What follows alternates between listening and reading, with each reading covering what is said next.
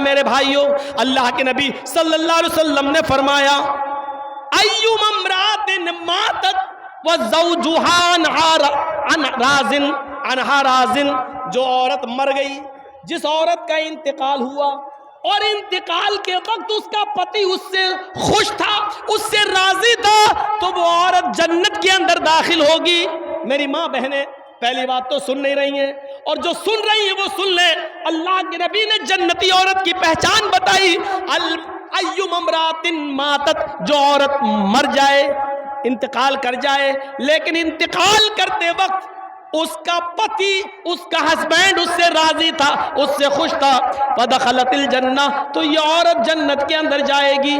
लेकिन इसके उल्टे भी फरमाया कि जो औरत मर गई इस हाल में कि उसका पति उससे राजी नहीं था, उससे खुश नहीं था, तो वो कितनी बड़ी नमाजी हो, चाहे तहज्जुद की नमाजी क्यों ना पढ़ती हो, वो जन्नत के अंदर दाखिल नहीं हो सकती। चाहे कितनी रोजेदार हो, वो जन्नत के अंदर नहीं जा सकती है। मेरे प्यारे साथियों, हमें अपनी बेटियों को ये तालीम देना चाहिए ताकि वो जब घर से जाएं, ससुराल में जाएं, तो वो अपने पति को इज्जत की नजर से देखें और उनको खुश रखने की कोशिश करें। मेरे भाइयों, हमने ये तालीम नहीं दी है, अपनी बेटियों के हाथ में मोबाइल दे दिया है, हमारी बेटियां मोबाइलों में ड्रामे देख रही हैं, और जैसे बताया जा रहा है उस तरीके से आज वो अपने पतियों के साथ अपनी जिंदगी गुजार रही हैं।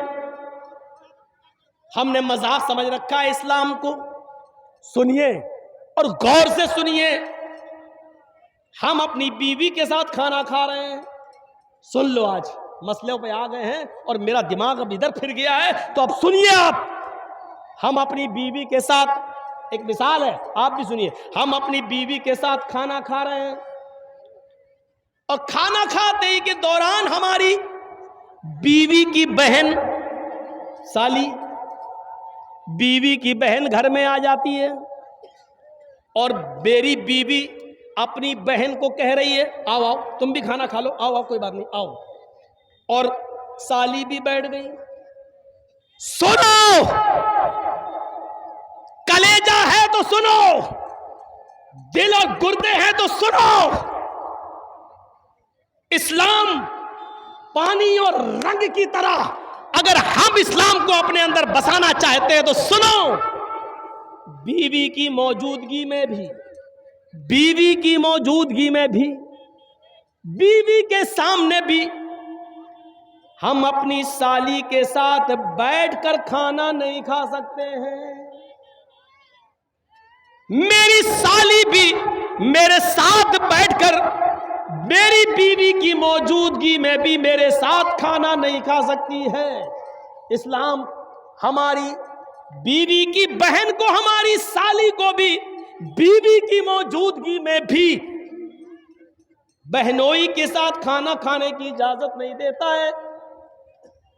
अपनी सालियों को स्कूल पहुंचाने वालों, अपने गांव से किशनगंज और सिलीगुड़ी तक ले जाने वालों, अपनी बाइक पर बिठा के घुमाने वालों, कान के पर्दे खोलकर सुन लो, तुम्हारी साली का बाप यानी तुम्हारा ससुर भी अगर तुम्हें इजाजत दे रहा हो और बीवी भी कह रही हो जाओ मेरी बहन को स्कूल छोड़ाओ, जाओ मेरी बहन को हॉस्पिटल लेकर उसको डॉक्टर के पास उसका इलाज कराओ, सिलीगुड़ी ले जाओ, बीवी की परमिशन के बावजूद, बाप की ससुर की इजाजत के बावजूद बहनोई के लिए जायज नहीं है कि वो अपनी साली को अकेले तन्हे तना अपनी बाइक या 4 व्हीलर पर सिलीगुड़ी ले जाए, किशनगंज ले जाए। ये हराम है उसके लिए। कलेजा थाम के बैठो और देखो हमारे मुआशरे के अंदर ये बुराई पाई जा रही है कि नहीं पाई जा रही है, पाई जा रही कि नहीं पाई जा रही है। जब बीवी की इजाजत और ससुर की इजाजत के बाद भी जायज नहीं है तो बिना इजाजत घुमाना ये कैसे जायज हो जाएगा? बहुत आसान है कह लेना कि साली आदि घर वाली है, तेरे बाप का फतवा होगा ये, तेरे बाप का सिस्टम होगा ये, तेरी बहन भी किसी की साली होगी, वो भी उसकी आदि घर वाली होगी। उसको इस नजरिए से देखने की कोशिश करो। इस्लाम के अंदर साली को भी बहनोई से पर्दा करना पड़ेगा, इसलिए कि बीवी के इंतकाल के बाद या बीवी की तलाक के बाद साली के साथ निकाह जायज हो जाता है, और जिसके साथ निकाह जायज हो उससे पर्दा जरूरी है। जहां यह मसला साली के साथ है, वहीं यह मसला भाभी के ऊपर भी लागू होता है। सुन लो, हमारी भाभी अपने शौहर के साथ खाना खा रही है, या जर्जीत साहब खाना खा रहे हैं, और जर्जीत साहब के भाई की बीवी यानी भाभी हमारे रूम में आ जाती है, और हमारा भाई भी वहीं बैठकर मेरे साथ खाना खा रहा है, और भाई ने कह दिया अपनी बीवी से, आओ आओ तुम भी खाना खा लो, कोई बात नहीं देवर है तुम्हारे, बैठो। भाई की परमिशन के बावजूद, शौहर की इजाजत के बावजूद भाभी के लिए देवर के साथ खाना खाना जायज नहीं है। भाई की परमिशन के बावजूद भाभी को अकेले बाइक पे बिठा के किशनगंज और दार्जिलिंग ले जाना, सिलीगुड़ी ले जाना जायज नहीं है। दलील ये, अराइतल हमवा या रसूल अल्लाह, एक औरत ने सवाल किया, अरे अल्लाह के नबी क्या मैं देवर से भी पर्दा करूं? देवर हमारे घर में रहता है, ज्वाइंट फैमिली है, आना जाना लगा रहता है, क्या मैं देवर से भी पर्दा करूं? तो अल्लाह के नबी ने फरमाया, हाँ, मोहल्ले के दूसरे लोगों से कभी कभी बेपर्दगी हो जाए चलेगा, मोहल्ले के दूसरे लोगों के सामने कभी चेहरा खुल जाए चलेगा, अलहमुल मौत, लेकिन देवर से हर हाल में पर्दा करना है, क्योंकि देवर तो मौत है भाभी के लिए। ये जबान हमारी नहीं है, हमारी जबान जरूर है, लेकिन अल्फाज मोहम्मदुर रसूलुल्लाह के, हदीस जनाब मोहम्मदुर रसूलुल्लाह सल्लल्लाहु अलैहि वसल्लम की है, अलहमुल मौत, देवर भाभी के लिए मौत है। अब अंदाजा लगाओ, जो मौत हो वो मौत कैसे भाभी को लेके जा सकता है अपने घर से बाहर? साहब मेरे भाई ने इजाजत दे दी, यहां भाई की इजाजत नहीं चलेगी, यहां शरीयत का हुक्म चलेगा, शरीयत का हुक्म। हम इन चीजों पर गौर करें, सोचें, क्या इस्लाम के साथ हमारा ताल्लुक ये है? या अय्युहल्लज़ीना आमनु दुखुलू फिस्सिल्मि काफ़ा, ईमानो वालो तुम इस्लाम के अंदर पूरे के पूरे दाखिल हो जाओ। बच्चों के साथ हमारा ताल्लुक क्या है? फरमाया, जब तुम्हारे घर में बच्चा पैदा हो, जब तुम्हारे घर में बच्चा पैदा हो तो 7वें दिन उसका अकीका करो, उसके सर के बाल काटो, पूरा टकला, 7वें दिन उसके सर के सारे बाल छिलो, और बालों के वजन के बराबर चांदी गरीबों और मिस्कीनों में तकसीम करो। मान लीजिए सारे बाल हमने काटे और 5 ग्राम हुए, तो 5 ग्राम चांदी या 5 ग्राम चांदी की कीमत गरीबों में मिस्कीनों में दी जाएगी। और ये इस्लाम का एक हिस्सा है, इससे आप बच नहीं सकते हो। 7वें दिन उसका अच्छा नाम रखो, गुड्डू पप्पू नहीं, ट्विंकल नहीं, लड़कियों के नाम उल्टी स्वीटी नहीं, अच्छा नाम रखो, नाम का असर पड़ता है। कयामत के दिन नामों से बुलाया जाएगा। अच्छा नाम रखो जिसका माना अच्छा हो। जब 7वां दिन हो जाए तो उसका अकीका करो। और मसला याद रखना, अकीका सिर्फ 7वें ही दिन है, 14वें दिन की दलील नहीं है, 21वें दिन की दलील सही नहीं है कि 7वें दिन ताकत ना हो तो 14वें दिन कर लो, 14वें दिन ना हो तो 21वें दिन कर लो। नहीं, अकीका सिर्फ 7वें दिन है। और 7वें दिन किसी मजबूरी की वजह से अगर आप नहीं कर सके तो जब तुम्हें मौका मिले, जब तुम्हारे पास मजबूरी खत्म हो जाए उस वक्त कर लो। 7वें दिन नहीं किया और 8वें दिन मजबूरी खत्म हो गई तो 8वें दिन कर लो, 9वें दिन मजबूरी खत्म हो गई तो 9वें दिन कर लो। अब ये नहीं कि 7वें दिन नहीं किया तो अब 14वें दिन कर लेंगे, नहीं, 14वें दिन का इंतजार नहीं किया जाएगा। 14वें दिन भी मजबूरी रही, 21वें दिन भी रही, तो जब तुम्हारी मजबूरी खत्म हो जाए तब कर लो। और जब तक उस बच्चे का अकीका कर नहीं लिया जाएगा उस बच्चे की दुआ बाप के हक में कबूल नहीं होगी। समझ रहे हैं ना? रहन है, रहन, बच्चा गिरवी है, चाहे कितनी वो बच्चा दुआ करे बाप के हक में फिर कबूल नहीं होगी। अगर अमदन कसदन जानबूझकर इस्तिताअत के बावजूद आपने उसका अकीका नहीं किया तो ये बाप के ऊपर एक कर्ज है, जब तक वो इसको अदा नहीं करेगा। हाँ, बच्चा 20 साल का हो गया, अब मजबूरी खत्म हुई है तो अब कर दो। बाप 20 साल तक अपने बच्चे का अकीका नहीं कर सका मजबूरी की वजह से और इंतकाल हो गया, तो बच्चा खुद कमाने लगे तो वो अपना अकीका खुद भी कर सकता है। लेकिन करना है, अगर इस्तिताअत हो जाए तो करो, करना है। याद रखिए 7वें दिन अकीका करेगा, जब बच्चा पैदा हो तो 7वें दिन अकीका करो। 7वें दिन उसका अच्छा नाम रखो, उसके सर के सारे बाल छील कर बालों के वजन के बराबर चांदी या उस चांदी की कीमत गरीबों और मिस्कीनों में तकसीम करो। लड़का है तो 2 जानवर और लड़की है तो 1। गाय नहीं चलेगी, भैंस नहीं चलेगी, ऊंट नहीं चलेगा, बड़े जानवरों में अकीका नहीं होगा। अकीके के लिए भेड़ बकरी चाहिए, दुब्बा, इन्हीं जानवरों में अकीका होगा। लड़का है तो 2 और लड़की है तो 1।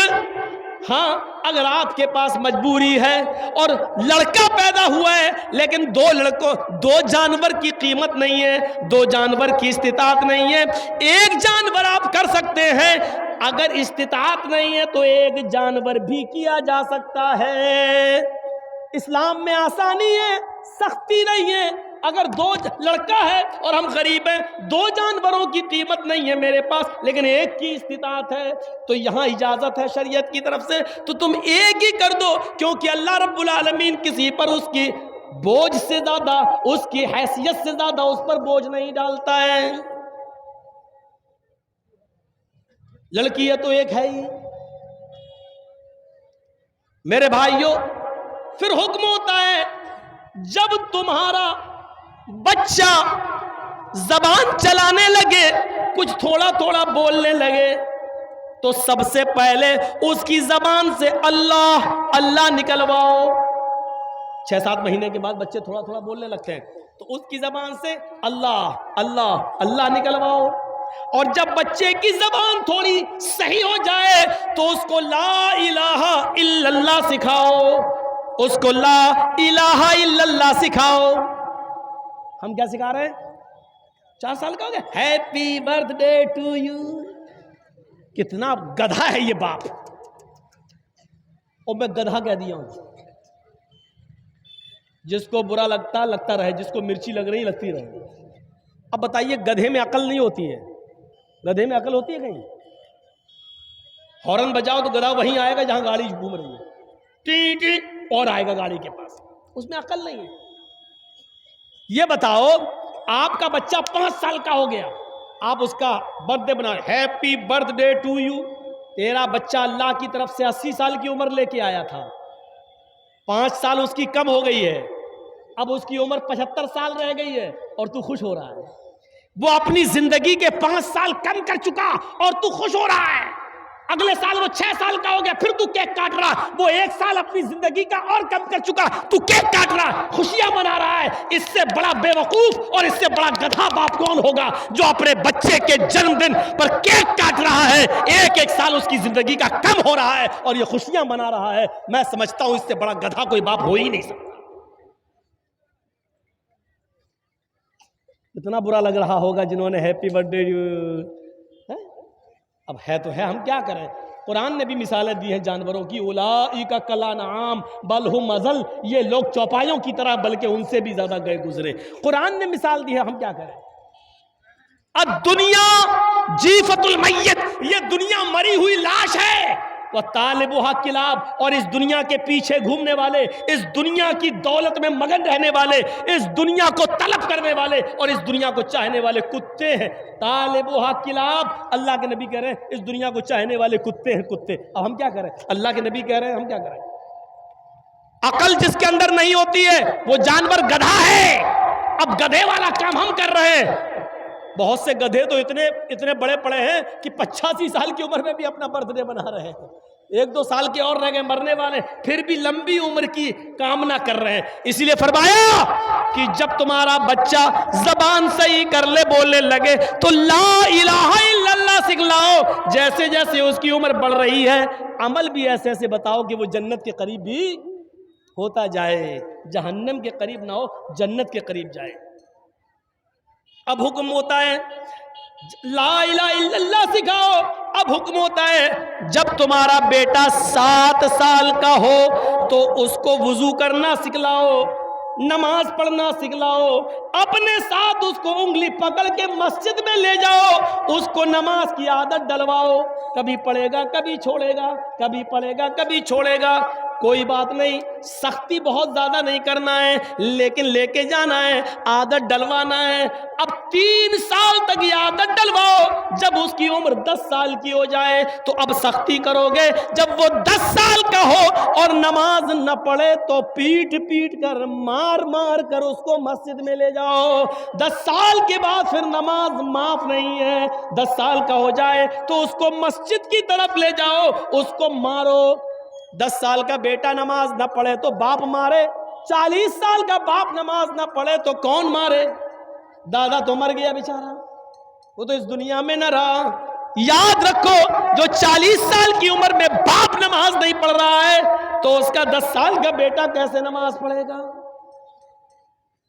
ये औलाद के साथ हमारा इस्लाम के साथ कनेक्शन कैसा है? क्या पानी और रंग की तरह है या पानी और पत्थर की तरह है? जरा तसव्वुर करें। ये औलाद के बारे में हुक्म दिया है, हम ऐसा कर रहे हैं और फिर कहते हैं कि हमारा मजाक उड़ाया जा रहा है। फिर हिजाब पे पाबंदी नहीं लगेगी तो क्या होगा?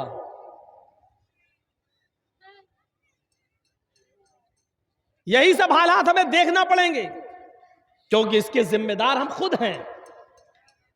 कल तक हमारी मस्जिदों से, हमारे मोहल्लों से जब किसी हिंदू की बारात निकलती थी तो गांव में घुसने से पहले बारात बंद हो जाती थी कि मुसलमानों को बैंड बाजा पसंद नहीं है, इनको तकलीफ नहीं पहुंचाएंगे, इनको हम क्यों तकलीफ दें, बंद कर देते थे बैंड बाजे। लेकिन आज हमारी मस्जिदों के पास भी बैंड बाजे बंद नहीं होते हैं।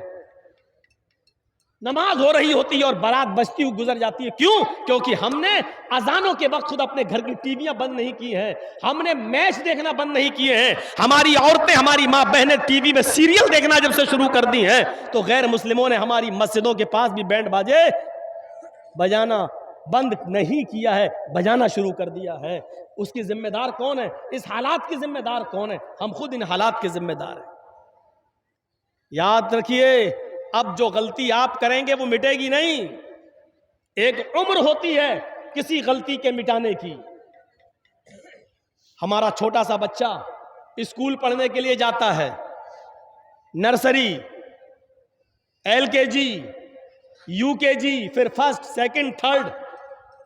जब वो बच्चा छोटा है, पढ़ने जाता है, तो उसको कलम से, पेन से नहीं लिखाया जाता है, पेंसिल दी जाती है, कच्चे मसाले की पेंसिल, और साथ में रेजर दिया जाता है, उसको लिखाया जाता है। बच्चा है, लिखने में गलती करता है, रेजर से मिटाया जाता है। क्योंकि अभी उसकी उम्र गलती करने की है, वो अभी गलती करेगा और उसको रेजर से मिटाया जाएगा। लेकिन जब वही हमारा बच्चा 6 क्लास में आ जाता है तो फिर उसको पेंसिल से नहीं बल्कि कलम से लिखने को दिया जाता है। क्यों?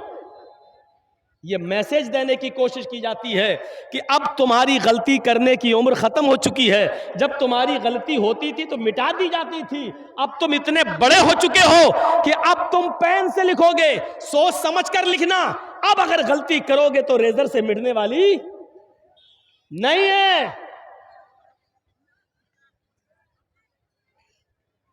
इलेक्शन के हालात, बिहार के हालात, यूपी का इलेक्शन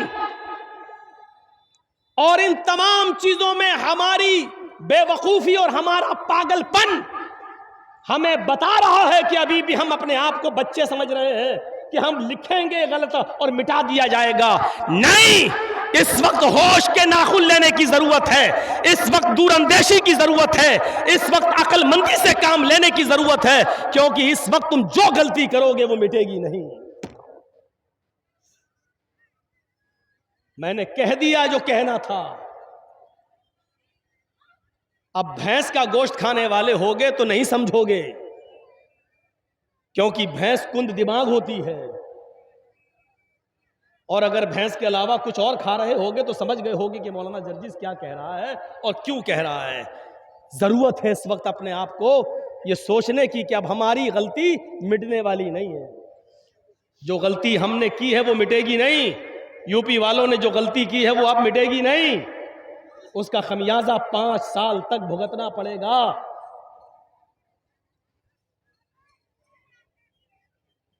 और वो डायलॉग अपनी जगह पर है, गर्मी निकाल देंगे। वो डायलॉग अपनी जगह पर है कि बुलडोजर चला देंगे। अब इस नुकसान का जिम्मेदार कौन है? जो गलती हमने की है वो अब मिटने वाली नहीं है, क्योंकि हम बच्चे नहीं हैं कि पेंसिल से लिखें और मिटा दी जाए। अब अक्लमंदी की जरूरत है और दानिशमंदी की जरूरत है। सुना था ना वो किस्सा? नहीं सुना? एक जंगल के अंदर शेर, भेड़िया और लोमड़ी शिकार के लिए निकले। भेड़िया जानते हो ना, सियार और लोमड़ी, तीनों ने जंगल में शिकार किया। शेर ने हिरन मारा, भेड़िए ने बकरी मारी और लोमड़ी ने खरगोश मारा। तीनों ने एक एक जानवर मारा। शेर ने कहा, भेड़िए ये 3 जानवर पड़े हैं, बताओ किसको क्या खाना, इंसाफ करो, फैसला करो, कौन सा जानवर कौन खाएगा। जबकि फैसला खुद शेर कर सकता था, जंगल का राजा था, लेकिन जंगल के राजा ने खुद फैसला नहीं किया। भेड़िए से कहा फैसला करो क्या है, कौन खाएगा। भेड़िया बेचारा समझ नहीं पाया कि मामला क्या है। वो समझा कि शेर अच्छा आदमी है, अच्छा है। इस शेर को अगर आप समझ जाओगे तो पूरी तकरीर समझ जाओगे हमारी।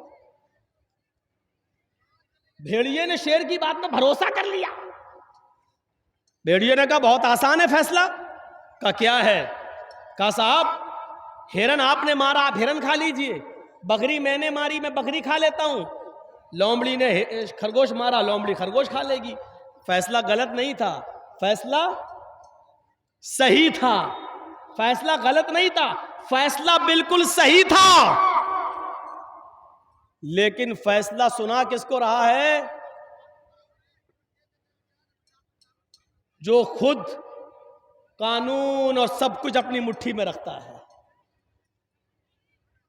जिसकी ठोकरों में और जिसके कदमों में सब चीजें पड़ी हुई हैं। शेर ने कहा पागल, बेवकूफ, इतना बुरा फैसला करना तुझे किसने सिखाया? इतना चलो जी क्या गलत फैसला किया? हिरन आपने मारा, आप खा लीजिए, बकरी मैंने मारी, मैं खा लेता हूं, लोमड़ी ने खरगोश मारा, लोमड़ी को खरगोश दे देता हूं। शेर ने कहा यह फैसला तुझे किसने बताया? मारा एक झपट्टा, गई भेड़िए की गर्दन भी, मर गया वो। कमीना कहीं का, फैसला करना नहीं आता इसको। लोमड़ी से कहा तुम फैसला करो। लोमड़ी तो समझ गई, कहा तुम फैसला करो। लोमड़ी ने कहा अरे बहुत आसान है फैसला करना, इस भेड़िए को तो फैसला करना ही नहीं आता था, गधा था बिल्कुल, बेवकूफ पागल, ऐसा फैसला होता है। शेर ने कहा अच्छा तो तुम बताओ, तुम क्या फैसला करोगी, तुम फैसला करो। उसने कहा साहब आप जंगल के राजा हैं, तीनों जानवर आपके हैं। सुबह भूख लगे तो हिरन खा लो, शाम को भूख लगे तो बकरी खा लो, और दोपहर में भूख लगे तो मुंह का टेस्ट बदलने के लिए खरगोश खा लो। इसको तो फैसला करना ही नहीं आता था, जंगल के राजा आप हैं, आप सब खाएंगे कि ये खाएगा। कहा वाह लोमड़ी वाह, इधर आ, शाबाश, ये है फैसला। इतना अच्छा फैसला करना तुझे किसने सिखाया? कहा इसी भेड़िए से सीखा है जनाब। लोमड़ी ने क्या कहा? इसी भेड़िए से सीखा है। यानी भेड़िए ने फैसला तो सही किया, लेकिन वो आपको समझ नहीं पाया कि आप कितने बड़े जालिम हैं। उसने फैसला सही किया लेकिन फिर भी मारा गया। मैंने फैसला गलत जरूर किया, लेकिन वक्त का तकाजा यह था कि अपने आप को बचा लिया जाए। मैंने अपने आप को बचा लिया। तसव्वुर कीजिए आप, लोमड़ी का फैसला गलत था। उसने तीनों जानवर शेर को दे दिए, फैसला गलत था उसका, लेकिन अक्लमंदी का फैसला था। अक्लमंदी ये थी कि अगर वो ये फैसला नहीं करती तो वो भी मारी जाती, तो हम ही नहीं रहेंगे। तो अपने आप को तो पहले बचाओ, भूखे रह जाना गवारा, लेकिन अपने आप को बचाना जरूरी। तो उसने कहा तीनों जानवर आपके, और अब तो भेड़िया भी बढ़ गया, चारों जानवर आपके। भेड़िए शेर ने कहा वाह ये फैसला बहुत अच्छा, किसने सिखाया? कहा इसी भेड़िए से सीखा है, यानी हालात से सीखा है। हम मुसलमान हैं जो हालात से फैसला करना नहीं सीखते हैं, हम जज्बाती हैं। हमारे लिए किसी ने क्या किया, हमारे लिए किसने क्या किया, हम अभी तक ये करते रहे, हम अभी तक वो करते रहे, नहीं, हम बस इस जज्बात की रौ में बहते गए, जज्बात की रौ में बहते गए, और नतीजा ये निकला कि अभी तो हम 5 दिन तक कुर्सियां और दरिया बिछाते थे, अब 5 साल तक हमें कुर्सियां और दरिया बिछाने के साथ साथ दूसरों के बैठने की जगह को भी अपने हाथ से पोछा लगाना पड़ेगा। मेरे भाइयों, पहले 5 दिन हम ऐसा कर रहे थे, अब 5 साल हमें ऐसा करना पड़ेगा। ये फर्क है, पहले नुकसान कम था, अब नुकसान ज्यादा है। मेरे भाइयों जरा तसव्वुर करो, आपके पैर में कैंसर हो जाए और डॉक्टर ये कहते कि पैर कटाना पड़ेगा, नहीं तो आपकी जान चली जाएगी, तो आप जान देना गवारा करोगे या अपना पैर कटाना गवारा करोगे? अक्लमंदी का तकाजा यह है कि पैर कटाकर अपनी जान बचा लो। ये हमने नहीं किया। हालात के तकाजे से सीखो, भेड़िए लोमड़ी के फैसले से सीखो कि उसने ये अपने आप को बचाने के लिए क्या किया। बहरहाल मेरे प्यारे साथियों, ये वो वक्त है कि अब पेंसिल से लिखकर गलती को रेजर से मिटाया नहीं जा सकता है। अब हम पेन हाथ में ले चुके हैं, याद रखना अब जो गलती करेंगे वो मिटाई नहीं जा सकती है, क्योंकि अब हम बालिग हो चुके हैं, बड़े हो चुके हैं, ये याद रखना। और माफ कीजिएगा, फिर कह देता हूं, 2-4 नमाजें पढ़ लेने से, 2-4 रोजे रख लेने से हम मुसलमान नहीं हो जाएंगे। आप चाहे कितना कहते रहिए कि मेरा नाम मोहम्मद जर्जीस है, आप चाहे कितना कहते रहिए कि मेरा नाम आसिफ अली है, आप चाहे कितना कहते रहिए कि मेरा नाम मोहम्मद अमीर है, मेरा नाम अमीनुद्दीन है, कुछ भी कहते रहिए, लेकिन अगर आप सिर्फ जुमे की जुमे नमाज पढ़ते हैं तो आप मुसलमान नहीं हैं। अगर आप 2 टाइम की नमाज पढ़ के 3 टाइम की छोड़ देते हैं तो आप मुसलमान नहीं हैं। मुझे ये बताइए, ये एक पोल है, मान लो ये बिजली का एक पोल है, करंट, बिजली का एक खंबा है, इसमें बिजली के तार दौड़ाए जाना है, बिजली के तार लगना भी लगे नहीं है, लेकिन आपको मालूम है कि ये बिजली का खंबा है और बगल में एक आम का पेड़ है, उसके बगल में एक आम का पेड़ है। आंधी आई, हवा चली, गौर से सुनना, मैं बहुत जबरदस्त मिसाल दे रहा हूं। हवा चली, आंधी आई और आम के पेड़ से 15-20 पत्ते, आम के जो पत्ते थे वो टूटकर बिजली के खंबे से चिपक गए। ये बिजली का खंबा है, मैंने मान लिया। आम के पेड़ से पत्ते टूटे और बिजली के खंबे पर चिपक गए। आपने देखा कि बिजली के खंबे पर आम के पत्ते लगे हुए हैं, तो आप उस बिजली के खंबे को बिजली का खंबा कहोगे या आम का पेड़ कहोगे? मुझे आज जवाब दो। चलिए थोड़ा सा मैं पूछता हूं आज आपसे, देखें सो रहे हैं कि जाग रहे हैं। बिजली के खंबे पर 20, 25, 50 पत्ते आम के चिपक गए पेड़ के। अब आप उस बिजली के खंबे को, बिजली के पोल को क्या कहोगे? बिजली का पोल या आम का पेड़? उस पे तो आम के पत्ते चिपके हुए हैं।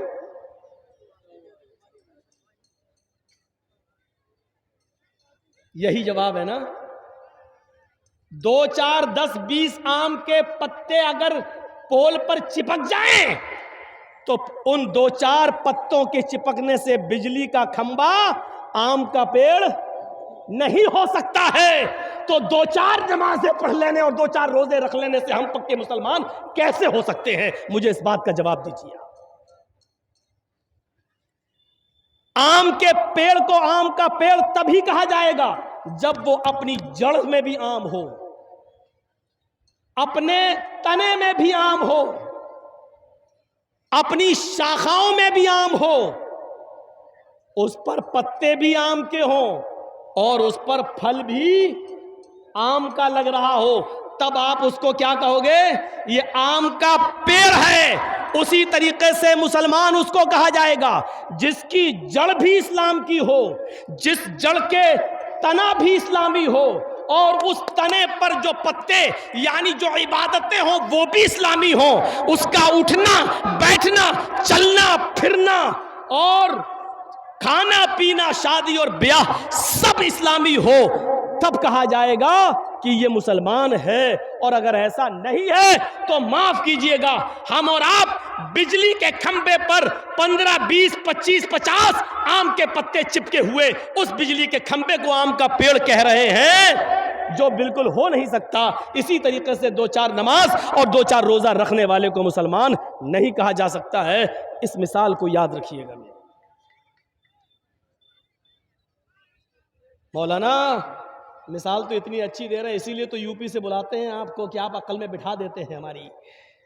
हाँ, अकल में हम आपके बिठा रहे हैं। और याद रखना, अगर 2, 4 वक्त की नमाज पढ़ने वाले को अगर आप मुसलमान समझ रहे हैं तो समझ लेना कि आप उस बिजली के खंबे को आम का पेड़ कह रहे हो कि जिस पे 5, 6, 10 पत्ते आम के चिपके हुए हैं, जो हो नहीं सकता। या अय्युहल्लज़ीना आमनुद्खुलू फिस्सिल्मि काफ़्फ़ा, ऐ ईमानो वालो तुम इस्लाम के अंदर पूरे के पूरे दाखिल हो जाओ। तुम्हारा उठना, तुम्हारा बैठना, तुम्हारा लेटना, तुम्हारा सोना, तुम्हारा जागना, तुम्हारा खाना, तुम्हारा पीना सब इस्लामी होना चाहिए। हम अपने समाज पर गौर करें, शादियां होती हैं, क्या ये इस्लामी है? एक एक लड़की की शादी में लड़के वालों की तरफ से 150 आदमी, 200 आदमी, और हमारे इलाके में चले जाओ तो 400 आदमी, 500 आदमी बाराती। और बड़े बड़े शहरों का जायजा लें तो खाने पीने का सिस्टम खड़े होकर, आपके इलाके में होता कि नहीं होता अभी हमें नहीं मालूम, लेकिन हमारे बड़े बड़े शहरों में चले जाओ, लखनऊ में, कानपुर में, दिल्ली में, बंबई में, बड़े बड़े शहरों में शादियों में बारात, बफर सिस्टम, खाने का सिस्टम, अपने हाथ से निकालो खड़े होके खाओ। इसका नाम रखा गया बफे सिस्टम। बिगाड़ कर लोग बोलने लगे बफर सिस्टम, जिसका नाम होना चाहिए था कुत्ता सिस्टम, जिसका नाम होना चाहिए था गधा सिस्टम, जिसका नाम होना चाहिए था सुअर सिस्टम। इसका नाम रखा गया बफे सिस्टम। अभी जायजा लो और खड़ा कर दो और ऊपर से देखना शुरू कर दो कि कितने नौजवान लड़के हैं कि उनके बाल इस्लामी हैं।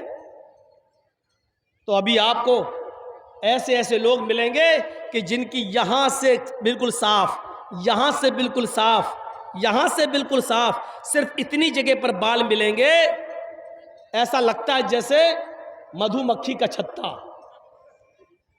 और इस बाल को नाम रख दिया है फैशन, जबकि हमारी नजर में यह है सुअर कट बाल। ये बाल इधर से, ये कौन सा बाल है? ऊपर से आप सिस्टम को देखना शुरू करें, नजर डालें और देखें तो ऊपर से नीचे तक आप अभी पता चल जाएगा कि कितने लोगों की पूरा का पूरा शरीर इस्लाम की तालीमात से भरा पड़ा। हजरत उमर रात की तारीकी में अंदर बाहर निकलते हैं, देखते हैं कौन भूखा है कौन सो रहा है।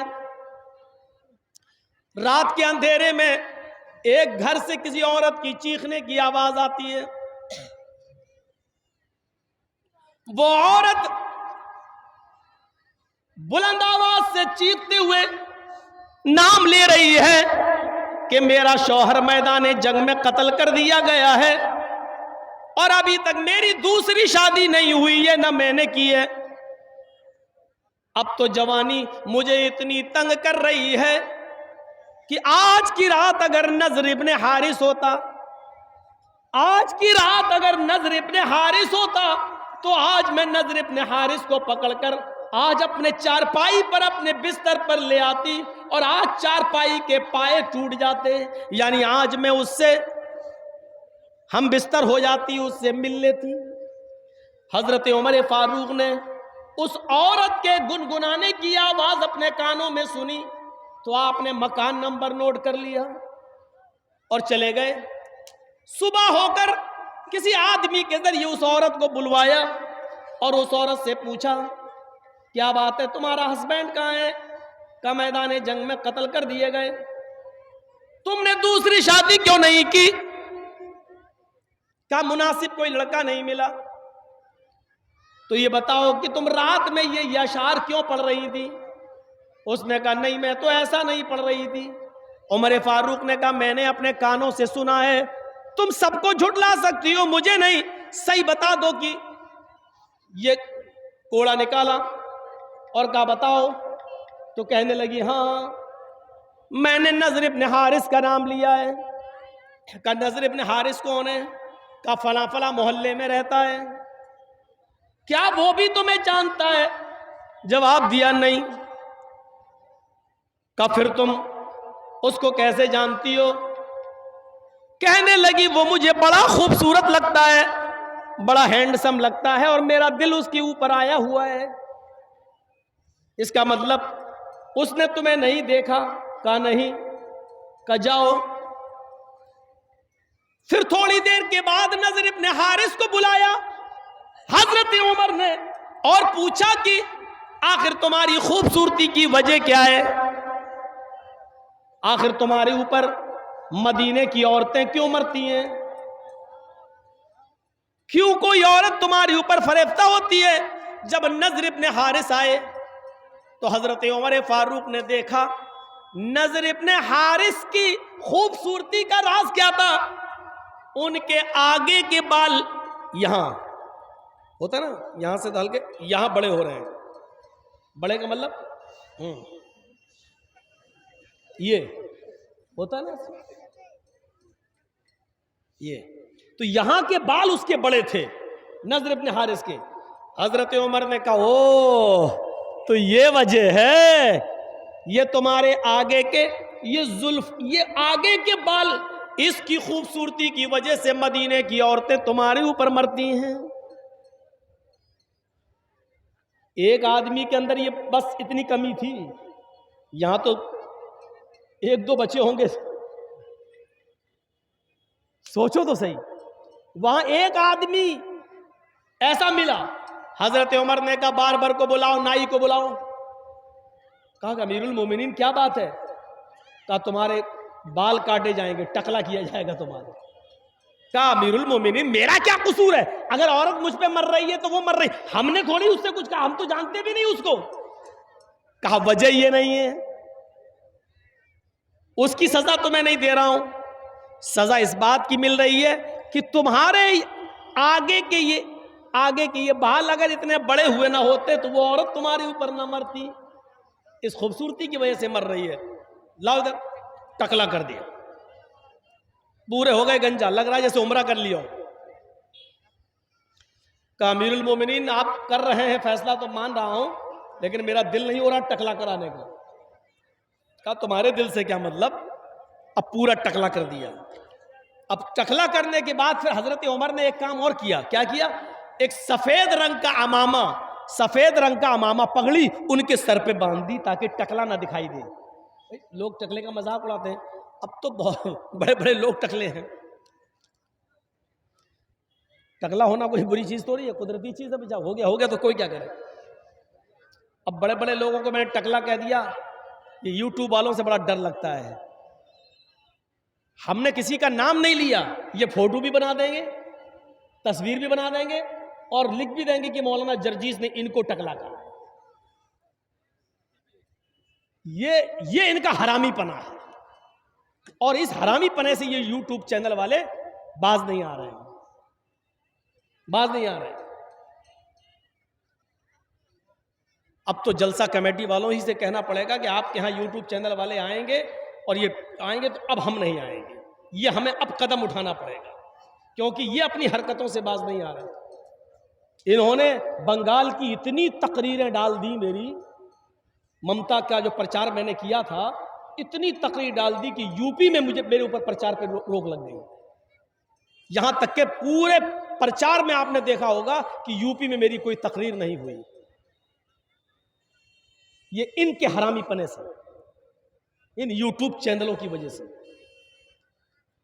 गौर कीजिए, देख लिया, आप किसी का भी मैंने प्रचार नहीं किया यूपी में, सबसे अलग। क्यों? ऊपर से ऑर्डर था कि आप नहीं बोल, तकरीर नहीं कर सकते हो, जलसा नहीं कर सकते, ये हालत है। लेकिन खुश हो जाओ, तुम्हारी पेट की जहन्नम भर गई है, तुम्हें 1000, 2000, 10,000 रुपया तुम्हारे अकाउंट में आ गया है, तुम खुश हो जाओ। लेकिन तुमने कितना बड़ा नुकसान कर दिया है यूपी वालों का, ये तुम्हें नहीं मालूम। तो मेरे भाइयों, जब उनको पगड़ी बांधी तो वो अब और ज्यादा खूबसूरत लगने लगे पहले से। उल्टा हो गया, हजरत उमर का दांव उल्टा हो गया। उन्होंने बाल इसलिए काटे थे कि इसकी खूबसूरती मिट जाए, लेकिन बाल काटने के बाद जब पगड़ी बांधी उसको तो वो और ज्यादा खूबसूरत लगने लगे। अभी तो मदीने की एक औरत उनके ऊपर मर रही थी, अब 10 मरने लगी। जहां जा रहे हैं इतना खूबसूरत, ये जा रहा है ये। हजरत उमर को पता चला कि उस आदमी के ऊपर तो और औरतें दीवानी हो गई, मदीने की लड़कियां दीवानी हो रही हैं। तो हजरत उमर ने उसको दोबारा बुलाया, कहा नजर इब्न हारिस, तुम्हारी खूबसूरती ने और इस अमामे ने मदीने की लड़कियों को, मदीने की औरतों को फितने में डाल दिया है। मदीने की औरतें कहीं फितने में मुब्तला ना हो जाएं, लिहाजा तुम्हें अब मदीने से निकाला जा रहा है और यहूदियों की या ईसाइयों की बस्ती में भेजा जाएगा। वहां जाकर दीन की तबलीग करो, वहां जाकर दीन की दावत दो। चूंकि तुम मुसलमान हो, इसलिए ईसाई और यहूदी औरतें तुम्हारे ऊपर मरेंगी नहीं, और तुम्हारी दावत अगर काम आ गई तो वो इस्लाम भी लेते आएंगे वहां के लोग। अब तुम्हें मदीने में नहीं रखना पड़ेगा। एक आदमी की खूबसूरती जो औरतों को दीवाना बना रही थी, आदमी ही को निकाल दिया हजरत उमर फारूक ने। हम तो औरतों को जलसे से नहीं रोक पा रहे हैं, आदमियों को क्या रोकेंगे, मर्दों को क्या रोकेंगे। बेटा कहां जा रहे हो? शादी हो गई तुम्हारी? अब बताओ ये कहां जाएगा बेचारा, इसकी तो बीवी भी नहीं, जाएगा कहां? अजीब अजीब लोग उठते हैं जलसे से, बच्चे उठते हैं उनकी बीवी नहीं, 80-90 साल के बुढ़े उठते हैं बेचारे, चाचा वो चाची के लायक नहीं रहे। अजीब अजीब चीजें देखने को मिलती हैं, नए नए नमूने, और उठ के जा रहे हैं। अरे जब जाना ही था तो आए क्यों थे भाई? अब ये देखो, अभी अभी अभी बोले नहीं, ये उठ के जा रहा था। क्या कहोगे आप? सिस्टम नहीं है हमारे पास, हम इसलिए आज पीछे हैं। सिस्टम आज हम भूल गए। अल्लाह के रसूल ने सिस्टम पर जोर दिया था सबसे ज्यादा। सिस्टम मजबूत था, हमारे पास सिस्टम मजबूत नहीं। औरतों को मस्जिद में आने की इजाजत दी अल्लाह के रसूल ने, तो सिस्टम इतना मजबूत था कि औरतों का रास्ता अलग था, मर्दों का रास्ता अलग था। सिस्टम इतना मजबूत था कि कोई भी औरत खुशबू लगाकर, चूड़ियां पहनकर, पाजेब पहनकर मस्जिद में नहीं आ सकती थी। सिस्टम को मजबूत बनाइए मेरे भाई, सिस्टम को। हमारे यहाँ सिस्टम मजबूत नहीं है। हम अपनी माँ बहनों पर जरा नजर डालें, क्या कर रही हैं? क्या उनके अंदर वो शर्म और हया बाकी रह गई है जो इस्लाम का एक हिस्सा थी?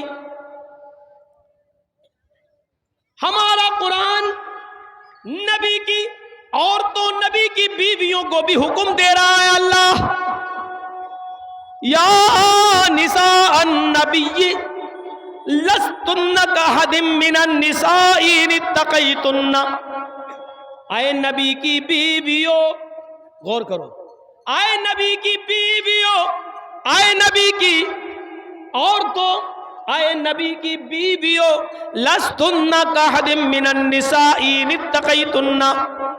तुम आम औरतों की तरह नहीं हो, तुम मामूली औरत नहीं हो, तुम मामूली लेडी नहीं हो। आए नबी की बीवियों, अगर तुम अल्लाह से डरती हो तो तुम मामूली औरत नहीं हो। फला तग़ज़ाना बिल क़ौल फ़यत्मअ अल्लज़ी फ़ी क़ल्बी मरज़।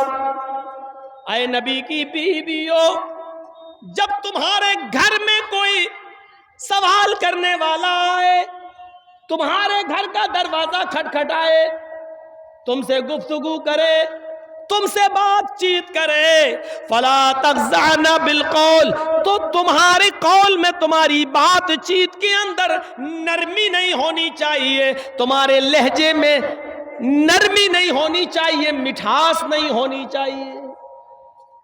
ये कुरान औरतों को हुक्म दे रहा है। अरे औरतों, जब तुम किसी से गुफ्तगू करो, किसी से बात करो, तो तुम्हारे लहजे में, तुम्हारी गुफ्तगू में नरमी नहीं होनी चाहिए, मिठास नहीं होनी चाहिए। जैसे हम किसी से बात करें, किसी औरत से, अब वो देख रही मौलाना जर्जीस जी, हाँ, महीन आवाज से बात करे, शर्मा शर्मा के बात करे, ये नहीं होना चाहिए। जी, दरवाजा खटखटाया, अंदर आप नहीं है, भाई नहीं है, बाप नहीं है, किसी लेडी की आवाज आई, अंदर से आवाज आई, जी कौन? ये आवाज होनी चाहिए। जी कौन? जी मौलाना जर्जीस। अच्छा ठीक है, हाँ बताइए कैसे आए हो? वो आपके भाई से मिलना है। कहाँ है? देखिए भाई तो अभी घर पे है नहीं है, बाद में 2 घंटे के बाद, 4 घंटे के बाद आइएगा, तब पता कर लीजिएगा। ठीक है, बस ये आवाज होनी चाहिए, बदतमीजी नहीं। लेकिन नहीं अभी घर पे कोई नहीं है, ना अब्बू है ना भाई है, कोई नहीं है, ठीक है बाद में आइएगा, 2 घंटे बाद पूछ लीजिएगा।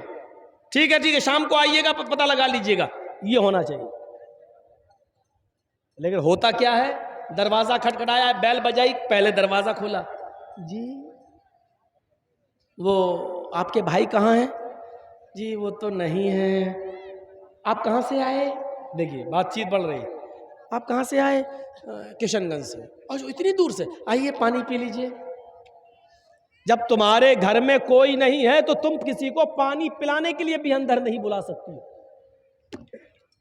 इसमें बदतमीजी नहीं मानी जाएगी।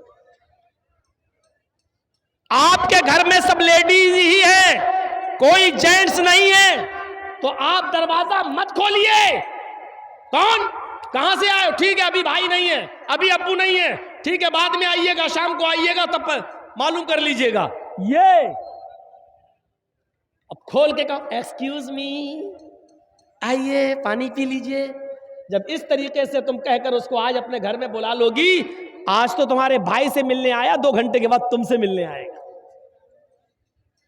कुरान इसी को कह रहा है, फला तग़ज़ाना बिल क़ौल, तुम्हारी कौल में, तुम्हारी बातचीत में नरमी नहीं, मिठास नहीं होनी चाहिए।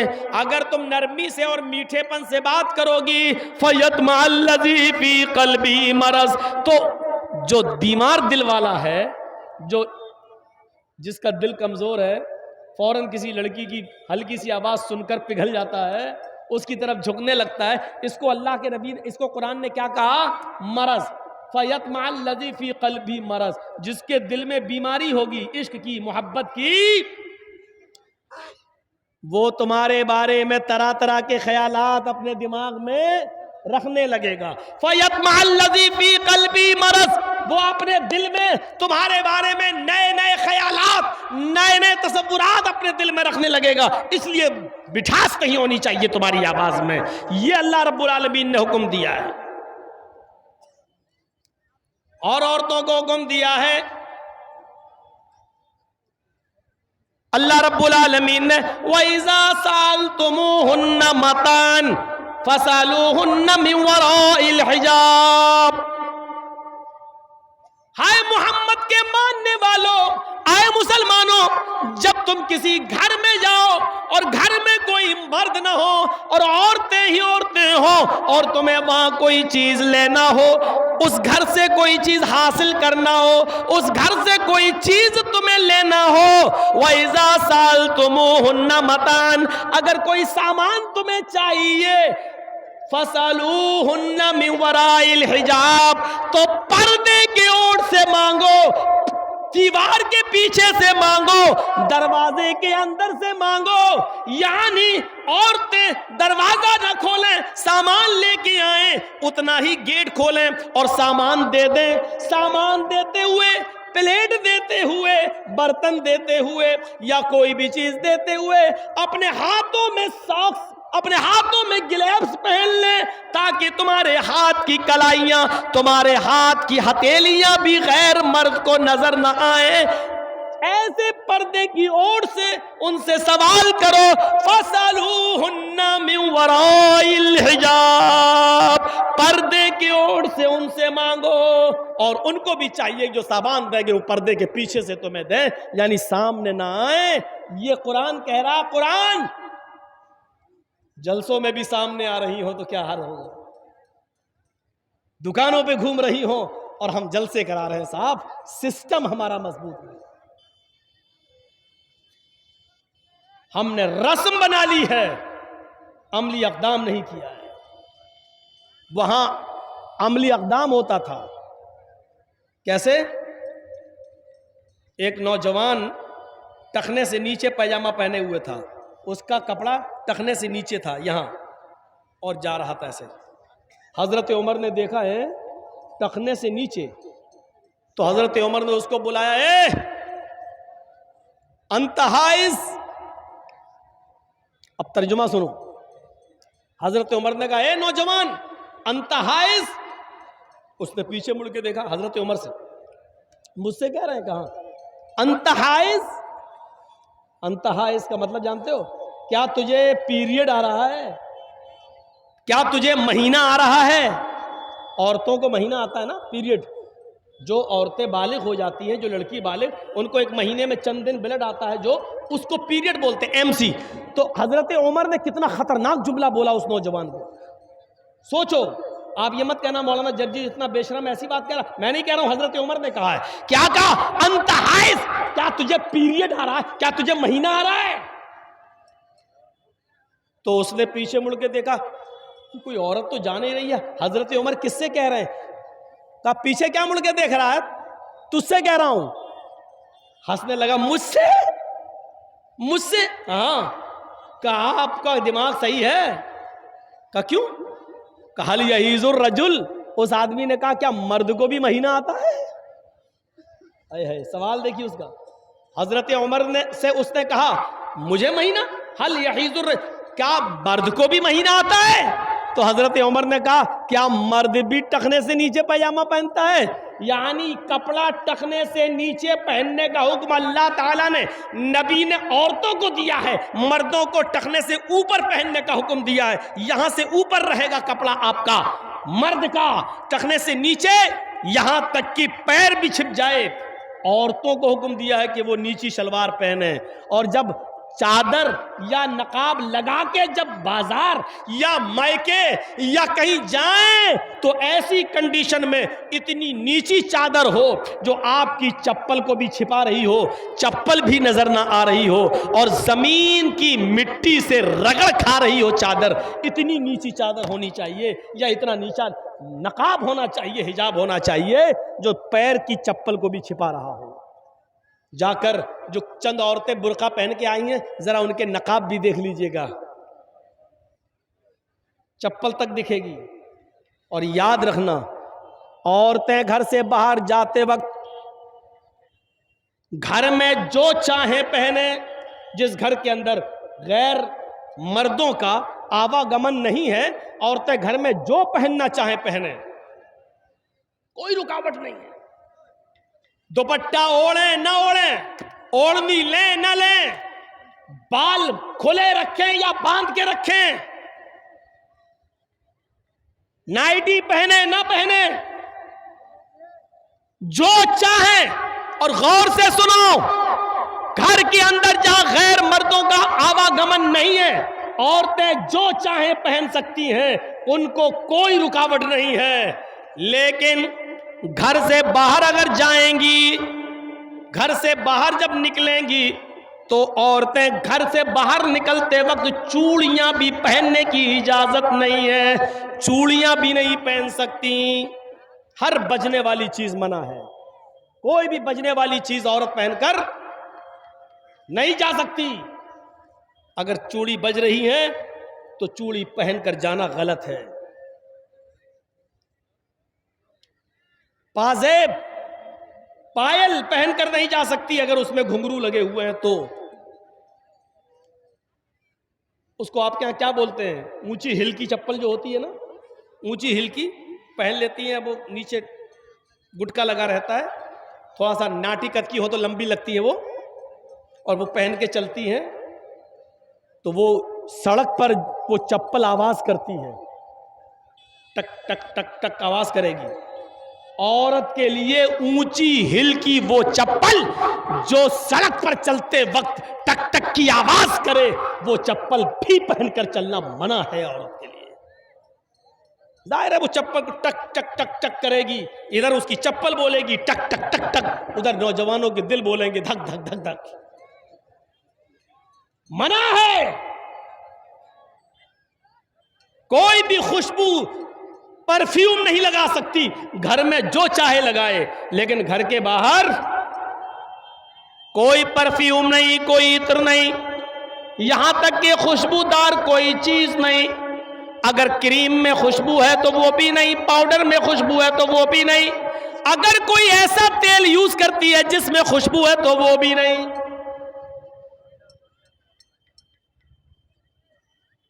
फरमाया कोई औरत, और सुन लो, कोई औरत खुशबू लगाकर, इत्र लगाकर, मेकअप करके घर से बाहर निकलती है, जब तक वो घर ना आ जाए जानिया लिखी जाती है। सुन रहे हैं? जो औरत मेकअप करके, जो औरत खुशबू लगाकर, जो औरत क्रीम पाउडर मेकअप सवर कर जब घर से बाहर निकलती है, तो उस पर अल्लाह की, फरिश्तों की लानत बरसती रहती है, और जब तक वो घर के बाहर रहती है जानिया और बदचलन लिखी जाती है। अब वो बाजार से या मेकअप करके गई और बाहर से घूमकर जब वो अपने घर पे आ जाए तो उस वक्त तक वो नमाज नहीं पढ़ सकती है। नोट करिए, उस वक्त तक वो नमाज नहीं पढ़ सकती है जब तक कि वो ऐसे गुस्ल न कर ले, ऐसे नहा न ले, जैसे शौहर से बीवी मिलने के बाद, हम बिस्तर होने के बाद जब बीवी गुस्ल करती है और नहाकर पाक होती है, जब तक ये औरत उस तरीके पर गुस्ल ना कर ले तब तक वो ना नमाज पढ़ सकती है, ना रोजा रख सकती है। अब बताइए हम इस्लाम के इस मिशन में कितने घुल चुके हैं। बताइए इस्लाम का, हमारा और हमारी बेटियों का इस्लाम कैसा है? क्या पानी और रंग की तरह है? क्या हमारी लड़कियां, हमारी बीवियां क्या इस इस्लाम के मिजाज में पूरी की पूरी दाखिल हैं?